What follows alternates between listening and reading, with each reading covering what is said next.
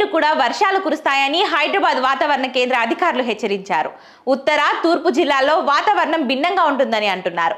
ఆదిలాబాద్, నిజామాబాద్, కరీంనగర్ జిల్లాలలో ఉష్ణోగ్రతలు గరిష్టంగా 38 డిగ్రీల సెల్సియస్ దాటవచ్చని తెలుపుతున్నారు.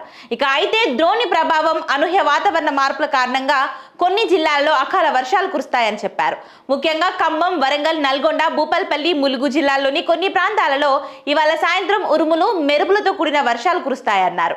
గురువారం ఆసిఫాబాద్, మంచిర్యాల, జయశంకర్ భూపాల్పల్లి, ములుగు, భద్రాద్రి కొత్తగూడెం, వికారాబాద్, సంగారెడ్డి, మెదక్, కామారెడ్డి, మహబూబ్ నగర్ జిల్లాలో వర్షాలు కురుస్తాయని వెల్లడించింది.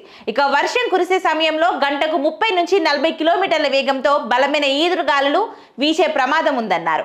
హైదరాబాద్ నగరంలో నేడు సాయంత్రం వర్షం కురిసే ఛాన్స్ ఉందని అంచనా వేశారు అధికారులు.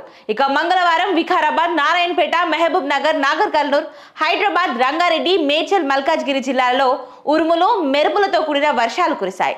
జిల్లాలలో అకాల వర్షాలు రైతులకు అపార నష్టాన్ని మిగిల్చాయి. భారీ ఈదురుగాలులకు ఇండ్ల పైకప్పులు ఎగిరిపోయాయి. వర్షపు నీరు ఇండ్లలోకి ప్రవేశించి నిత్యావసర సరుకులు పూర్తిగా నీట మునిగాయి.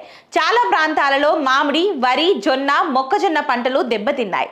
నేడు కూడా వర్షం కురిసే అవకాశం ఉన్నందున రైతులు అప్రమత్తంగా ఉండాలని అధికారులు సూచిస్తున్నారు.